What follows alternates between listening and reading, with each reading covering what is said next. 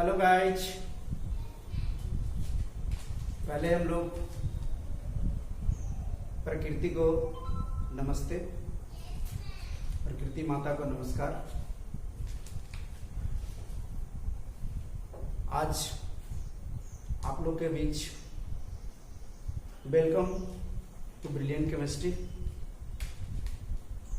आई am Virendra विशाल।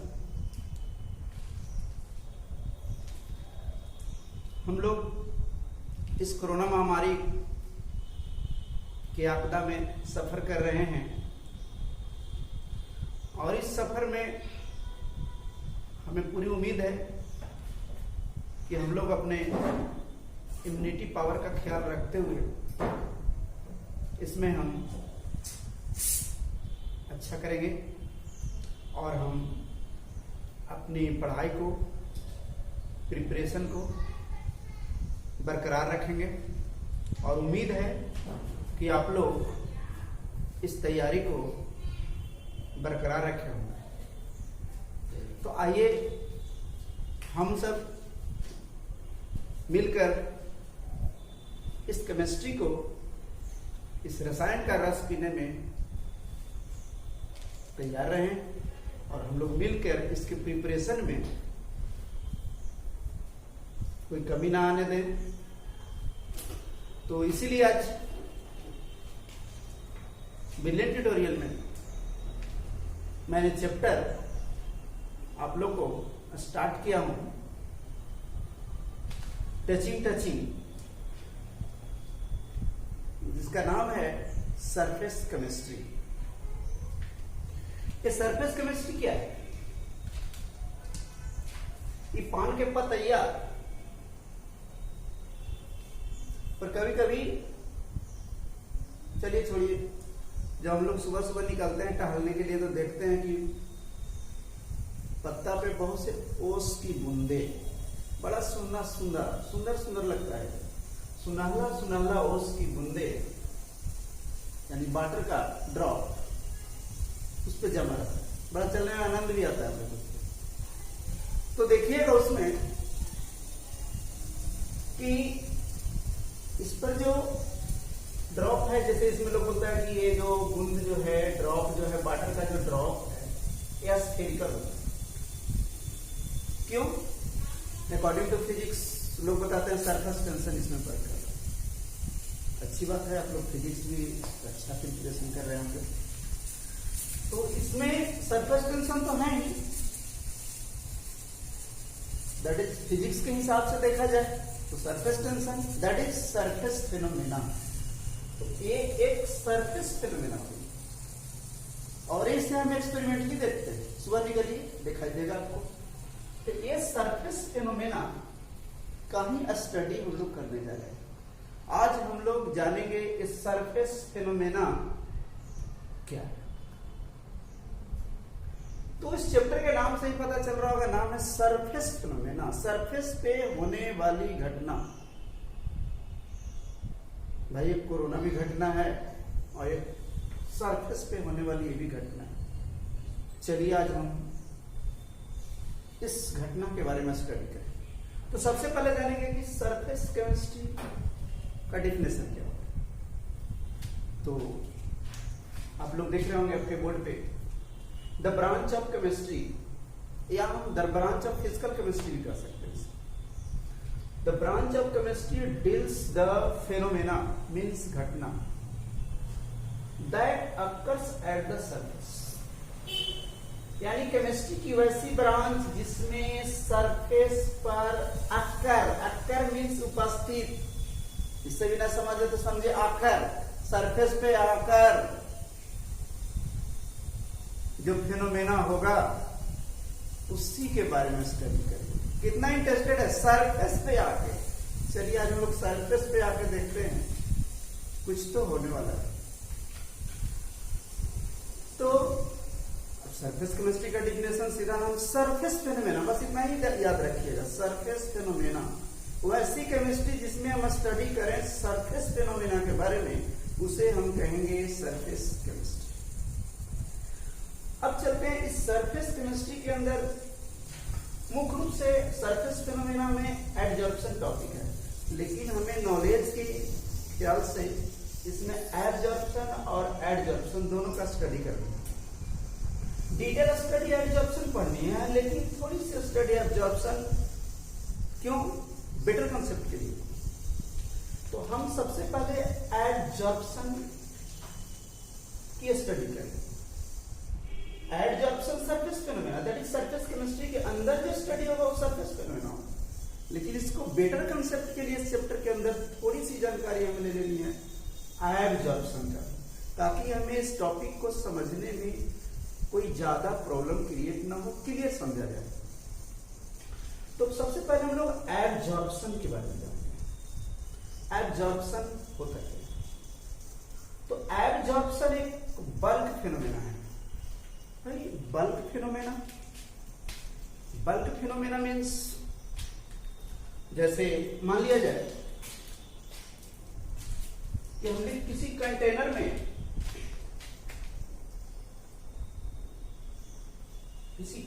में water ले लेते हैं, ठीक है, इसमें हमने वाटर ले लिया और एक फोम ले लिया। ये है आपका, ये बड़ा मुस्कुरा रहा है, लेकिन इस फोम को, ये है आपका फोम, इस फोम को जब इस पानी में डालेंगे, वाटर में डिप, अब इसकी मुस्कुराहट खुशी में बदल गया। तो जब फोम को वाटर में डाल के निकालिएगा तो वाटर पूरे फोम के पूरे बॉडी पार्ट में इंटर्स कर जाता है, यानी आप उसके लिए आप देखिएगा उसको श्रिंक करके पानी को गिरा भी सकते हैं, फिर छोड़िए। That is a bulk phenomena. Bulk phenomena का मतलब हुआ कि वाटर उसके पूरी बॉडी में इंटर कर गया, जिसको हम लोग बल्क फिनोमेना कहते हैं। जैसे उससे भी ना हुआ तो कोरोना में जब होटल वगैरह बंद कर दिए गए थे, तो होटल खुला तो बहुत से स्टूडेंट का कॉल आया, उसमें एक प्रीति के कॉल आया। मैंने पूछा होटल गई थी? बोला हाँ सर गए, पहला मार रसगुल्ला पर हुआ। रसगुल्ला? हाँ। बोल सर गुलगुला में रस घुस गया, रसगुल्ला। तब मैंने बोला कि प्रीति ऑब्जर्वेशन तो समझ में आया होगा? बोला हाँ सर एक्सपेरिमेंट किए, रसगुल्ला, रसगारा, फिर छोड़ा गुलगुला, रसगुल्ला। तो रसगुल्ला जो आप देख रहे हैं, चलिए हम लोग टॉपिक पे आते हैं। तो रसगुल्ला जो एग्जाम्पल है वो ऑब्जर्वेशन का एग्जाम्पल।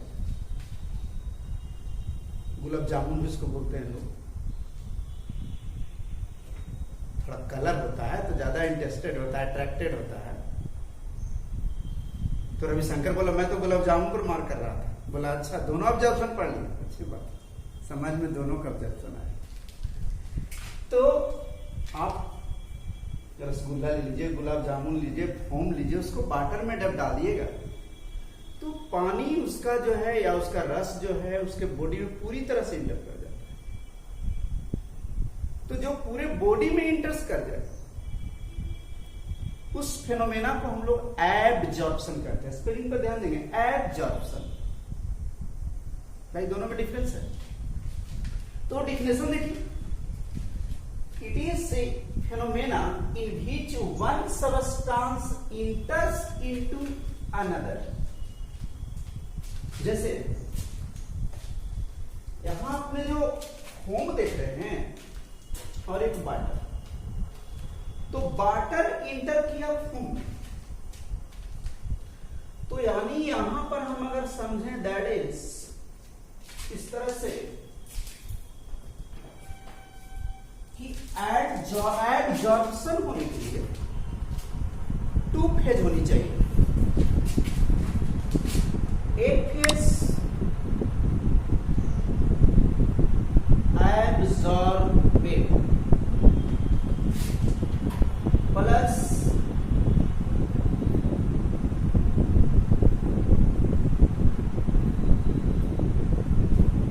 एब्जॉर्बेंट, और दोनों इक्वल हो गया एब्जॉर्प्शन। आपने सॉल्यूशन पढ़ा होगा, तो सॉल्यूशन में एक वर्ड आता है सॉल्यूट और एक आता है सॉल्वेंट। तो लाइक सॉल्वेंट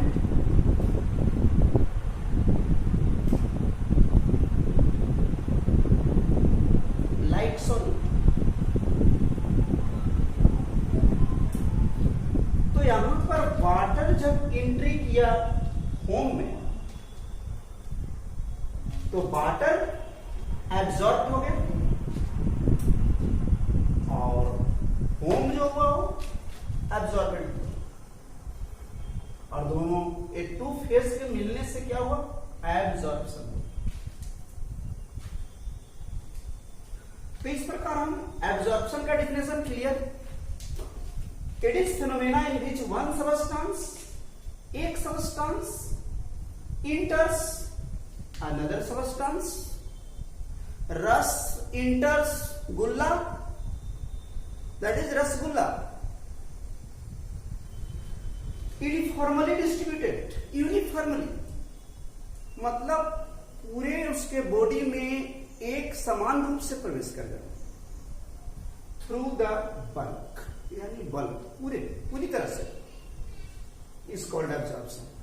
तो एब्जॉर्प्शन सीधा है कि अगर एक सबस्टेंस किसी अनदर सबस्टेंस में पूरी तरह से इंटर्स कर जाए यूनिफॉर्मली रूप में, तो उसे हम कहते हैं एब्जॉर्प्शन।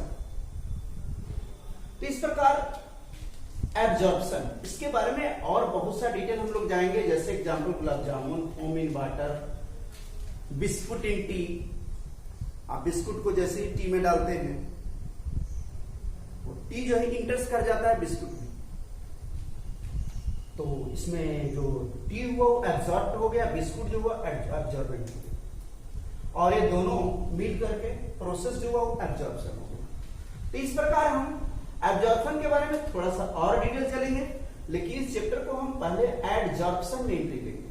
तो एडजॉर्प्शन में जब एंट्री लेंगे तो इसको समझेंगे, फिर हम दोनों का डिफरेंस पढ़ेंगे, और फिर इस एडजॉर्प्शन की बहुत लंबी कहानी की स्टडी करेंगे। ठीक है, तो मैं चाहूंगा पहले इसका आप लोग स्क्रीनशॉट लें, मैं आगे बढ़ता हूं। तो बाबू अभी हम लोग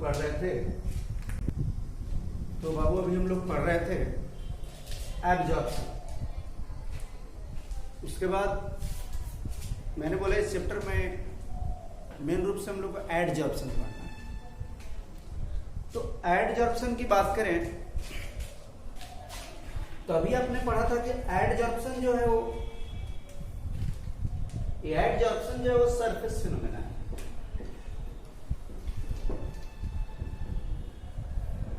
सरफेस फिनोमेना सिंपली में याद रखिए, absorption bulk phenomena, adsorption surface phenomena. तो अब हम लोग जाने एडजॉर्प्शन क्या है। जैसे दैट इज मान लें ये आपका जो है बोर्ड है, बोर्ड,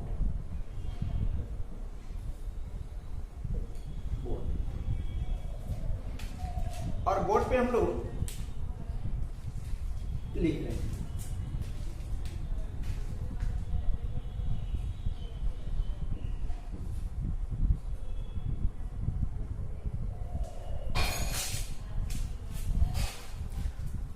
तो ये बोर्ड पे हम लोग चौक समझ लीजिए, पेन। तो ये जो लिख रहे हैं ये आपका चौक। तो बोर्ड पे हम लोग जो पेन से लिख रहे हैं या चौक से,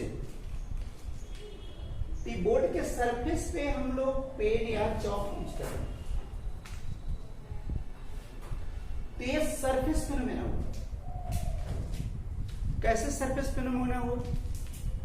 ये बोर्ड का सरफेस है और इस पे जो हम लोग पेन या चौक से जो लिखते हैं ये सरफेस पे ही, ये बल्क नहीं है। अगर ये बल्क फिनोमेना होता तो हम इसे मिटाते हैं तो क्या होता है, मिट जाता है। इसे मिटाने से मिट जाता है, इसका मतलब हुआ कि ये सरफेस पर होने वाली फिनोमेना है। सरफेस पे फिनोमेना होगा क्या होगा, हट जाएगा। लेकिन जो बल्क फिनोमेना होगा उसको हम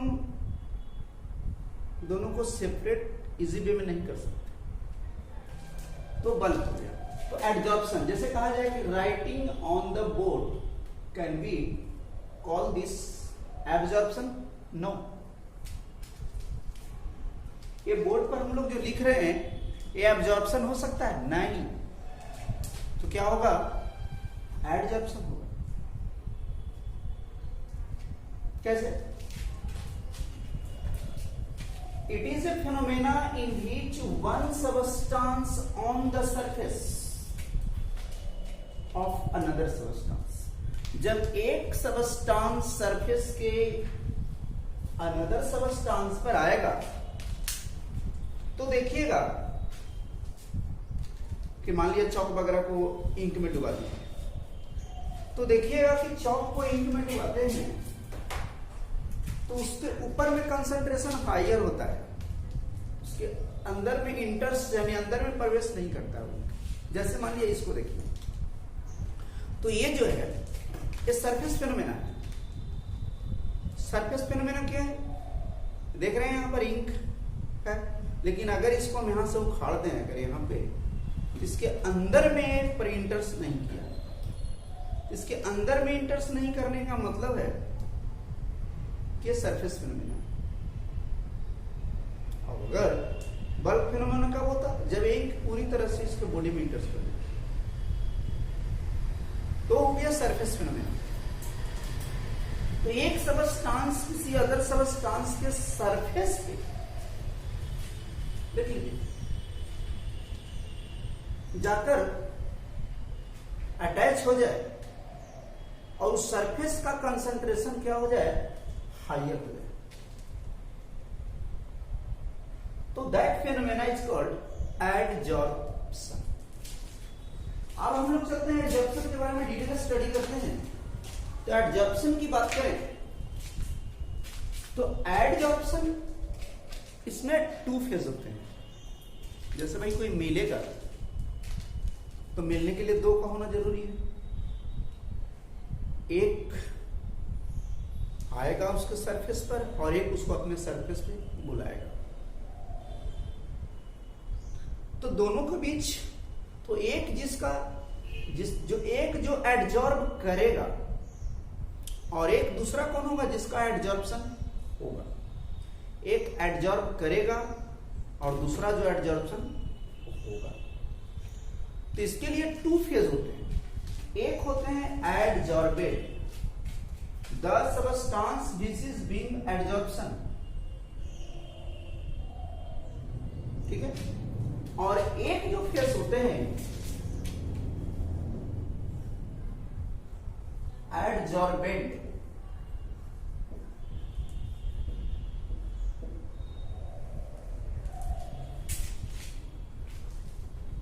ये एडजॉर्बेंट क्या होगा,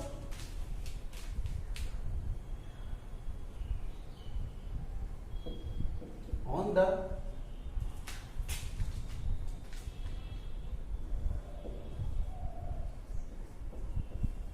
एडजॉर्प्शन। तो एक विच बीइंग एडजॉर्प्शन और एक होगा on the adsorption. That is कहा जाएगा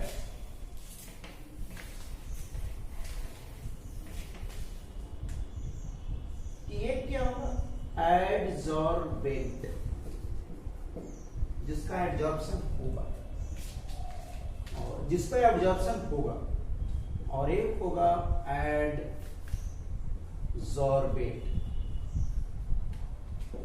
और दोनों मिलेंगे तो इस प्रोसेस का नाम हो जाएगा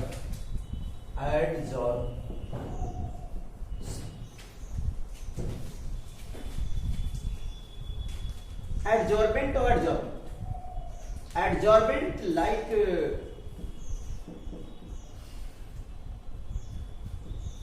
solvent, adsorbate light, solvent, और इस फिनोमेना का नाम हो जाएगा एडजॉर्प्शन। तो इस प्रकार एब्जॉर्प्शन और एडजॉर्प्शन में देखा वो बल्क फिनोमेना हुआ, इस सरफेस फिनोमेना, इस सरफेस पे होगा। अभी तो केवल डिफिनेशन हुआ। अब हम लोग चलेंगे कि एक सरफेस पर किसी अदर सबस्टांस का एडजॉर्प्शन होता है, इसका रीजन क्या है।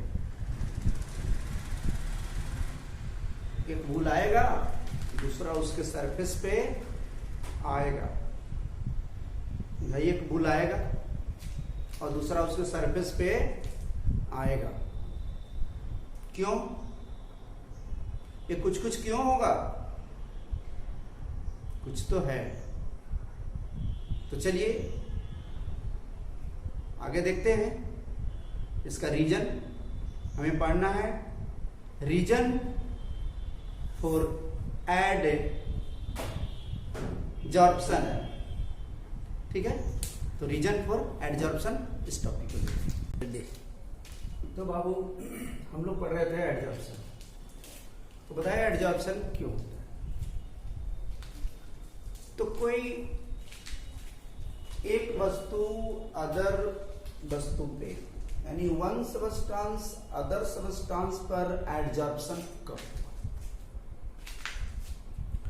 तो ये बहुत बार नीट में भी क्वेश्चन आ चुका है, इंजीनियरिंग IIT में भी आ चुका है।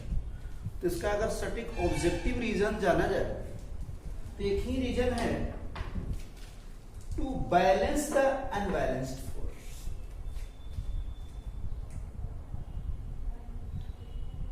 हमें कोई एडजॉर्ब कब कर लेगा?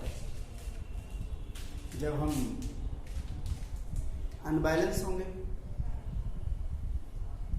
और वो क्या करेगा? अपनी तरफ बैलेंस करने के लिए, अनबैलेंस को बैलेंस करने के लिए जो फोर्स अप्लाई होगा, जिसके वजह से हम एडजॉर्ब हो जाते हैं। तो कोई वस्तु, एक वस्तु दूसरे पर एडजॉर्प्शन होने का वजह यही है कि टू बैलेंस अनबैलेंस फोर्स। मान लिया जाए कि जैसे ये पार्टिकल्स, तो ये फ्री नहीं है, इधर से फोर्स लग रहा है, इधर से भी, इधर से भी, इधर से। लेकिन एडजॉर्प्शन किसमें हो रही है? इसमें ये वस्तु इसको एडजॉर्ब कब कर लेगा? पहले से क्या है? अनबैलेंस है, क्योंकि इसके चारों तरफ फोर्स, इसके चारों तरफ पार्टिकल्स नहीं है, अनस्टेबल है। तो कोई भी अनस्टेबल बिकम्स स्टेबल। तो ये क्या करेगा कि ये अनबैलेंस है, जैसे ही इसके टच में आएगा, इसको अपनी ओर क्या करेगा? बैलेंस करना चाहिए। बैलेंस कब करेगा? तो जो वस्तु अनबैलेंस होता है उसके पास एनर्जी ज्यादा होती है, वो अपना एनर्जी उसको क्रिएट करेगा। तो उस स्थिति में क्या करेगा? तो कोई वस्तु कहता है कि एडजॉर्प्शन क्रिया कब होती है। तो कंसीडर, हम लोग विचार करते हैं, a molecule present in the bulk of the liquid. ये लिक्विड है, ये बल्की है, लेकिन इसके ऊपर अदर सब्सटेंस एडजॉर्प्शन होने जा रहा है। तो ये अगर बल्क है, इस पर दूसरा का एडजॉर्प्शन कब होगा? ये दूसरे को एडजॉर्ब कब करेगा? Surrounded by many other molecule, balance intermolecular force of attraction. वो क्या करेगा? उसको अपनी और उस पर अट्रैक्शन फोर्स लगाएगा। उस पर जब अट्रैक्शन फोर्स लगेगा तो ये वस्तु तो अनबैलेंस है, ठीक है। तो उस स्थिति में क्या होगा कि ये जो देख रहे हैं सराउंडेड, इसके चारों तरफ ये बैलेंस है, लेकिन ये जो देख रहे हैं पार्टिकल्स, ये अनबैलेंस है, ऑल साइड अनबैलेंस। तो जब कोई वस्तु ऑल साइड अनबैलेंस्ड होते हैं,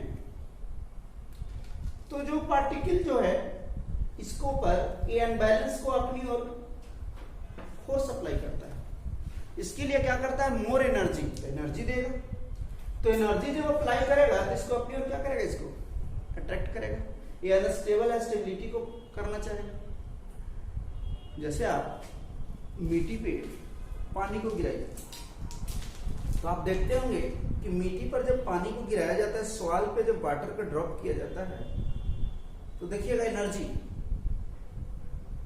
अगर मिट्टी गर्म है उस पर गिरा के देखिए, उससे एनर्जी क्रिएट होती है, exothermic.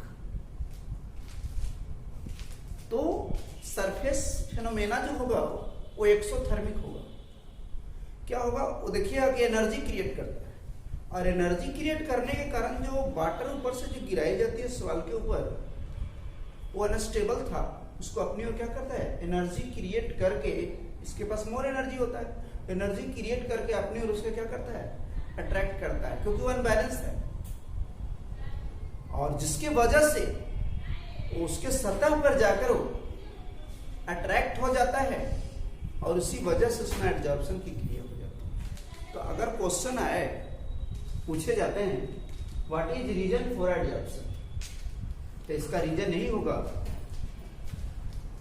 To balance the unbalance force, और यही आपका आंसर वहां पे देना होगा। तो ये हम पढ़ रहे थे एब्जॉर्प्शन और एडजॉर्प्शन। अब इसको और बेटर होने के लिए थोड़ा सा मैं एक क्लास और क्लियर कर दूं, थोड़ा सा इसमें और दे करके, इसमें हम पढ़ेंगे दोनों का डिफरेंस। तो हम लोग एब्जॉर्प्शन और एडजॉर्प्शन का डिफरेंस पढ़ लें, फिर उसके बाद इसके टाइप में हम एंटर करेंगे। तो आगे हम चलते हैं, इसको स्क्रीनशॉट लें। तो हम लोग एब्जॉर्प्शन और एडजॉर्प्शन कर रहे थे। इसको और क्लियर होने के लिए difference between absorption and adsorption, 3 marks question exam में पूछे जाते हैं। 3 मार्क्स, 2 मार्क्स, इस तरह से अलग अलग अपना अपना बोर्ड अलग अलग मार्क्स से इसको इंडिकेट कर। तो इसके लिए एग्जाम में आ जाएगा explain difference between absorption and adsorption. तो इसके लिए हमें क्या करना है, बहुत इजी वे में समझ लीजिए, क्योंकि हम लोग तो दोनों पढ़ चुके हैं, आप दोनों क्लियर कर लें। तो अभी अभी हम लोग पढ़े थे कि एब्जॉर्प्शन बल्क फिनोमेना, सीधा सी बात है, और ये क्या है, सरफेस फिनोमेना। बल्क फिनोमेना और सरफेस फिनोमेना है ना। पहले लोग क्या करते थे, हाथ मिलाते थे। तो ये हाथ मिलाना सरफेस फिनोमेना हुआ। भाई अब तो अपने हाथ मिलाइए, अब दिल मिलाइए तो हो गया एब्जॉर्प्शन। तो पहला सिंपल से जान लिया, हम लोग पढ़ चुके हैं, उसको थोड़ा सा क्लियर करने हैं। तो एब्जॉर्प्शन इज बल्क फिनोमेना और adsorption is surface phenomena. Uniform distribution, जब हम लोग किसी फॉर्म को, किसी बिस्कुट को जब टी में डालते हैं तो हम लोग देखते हैं कि वो जो टी है उस बिस्किट में, या हम लोग क्या पढ़ते हैं, रसगुल्ला, गुलगुल्ला में सब जगह बराबर प्रवेश कर जाता है रस, ठीक है। तो यूनिफॉर्म, सब जगह इक्वल रहेगा डिस्ट्रीब्यूशन। और ये क्या होगा, नॉन यूनिफॉर्म डिस्ट्रीब्यूशन। कैसे, तो नॉन यूनिफॉर्म डिस्ट्रीब्यूशन का मतलब हुआ कि अपर सरफेस पे ज्यादा होगा, इसकी कंसंट्रेशन हाई होगी, और इसके अंदर अगर जाएंगे तो वहां पे धीरे धीरे कंसंट्रेशन क्या होगा, उसका कम होते चला जाएगा। तो अपर सरफेस पर हाई कंसंट्रेशन, नीचे जैसे ही इंटर करेगा उसका कंसंट्रेशन कम होगा। तो क्या हो गया, डिस्ट्रीब्यूशन नॉन यूनिफॉर्म हो गया। थर्ड हम लोग समझे, नाइदर एक्सोथर्मिक और एंडोथर्मिक। एक्सो और एंडो, जब हम बिस्किट को या किसी फोम को वाटर में डालते हैं तो न तो एनर्जी आउट करती है प्रोड्यूस, या न तो एनर्जी गेन करती है। अगर एनर्जी आउट होता तो हम लोग क्या करते हैं, ठंडा के दिन में पानी में फोम को डाल देते है ना, और भाई इससे हीट पैदा हो रहा है, लेकिन कहाँ ना उससे हीट गेन करता है और ना हीट को उत्पन्न करता है। तो ना एक्सोथर्मिक उसमें होती है ना एंडोथर्मिक। लेकिन इसमें एक्सोथर्मिक प्रोसेस, जैसे ही आप सॉइल के ऊपर वाटर को ड्रॉप करते हैं, गिराते हैं, तो आप देखिएगा उससे टेम्परेचर बाहर की ओर निकल गया। तो क्या हो गया, डज नॉट डिपेंड सरफेस। इसको सरफेस से कोई लेना देना नहीं, क्योंकि सरफेस फेनोमेना है नहीं तो बल्क फेनोमेना है, यूनिफॉर्मली रेट सब में तो बराबर डिस्ट्रीब्यूट हो रहा है। लेकिन इसमें क्या होगा, on the surface area, surface area जितना ज्यादा होगा एडजॉर्प्शन उतना ज्यादा होगा।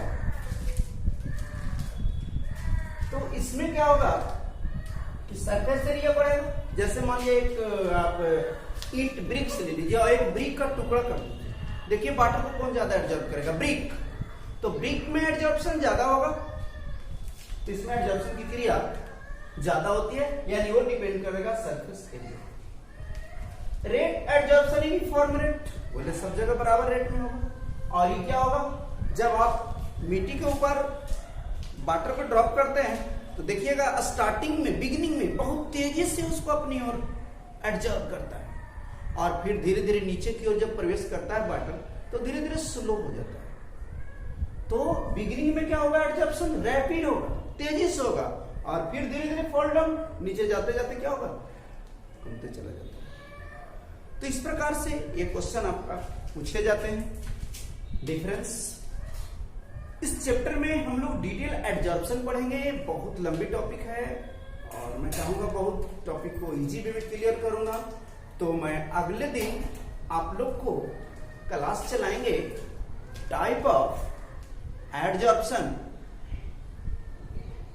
इसको बहुत डिटेल एक्सप्लेन करेंगे।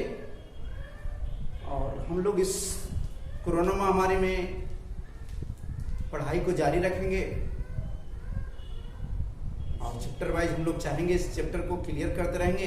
इसमें आपका साथ मुझे मिलना चाहिए और मैं आपके साथ हूं, और इस प्रकार आप हंसते रहिए, मुस्कुराते रहिए।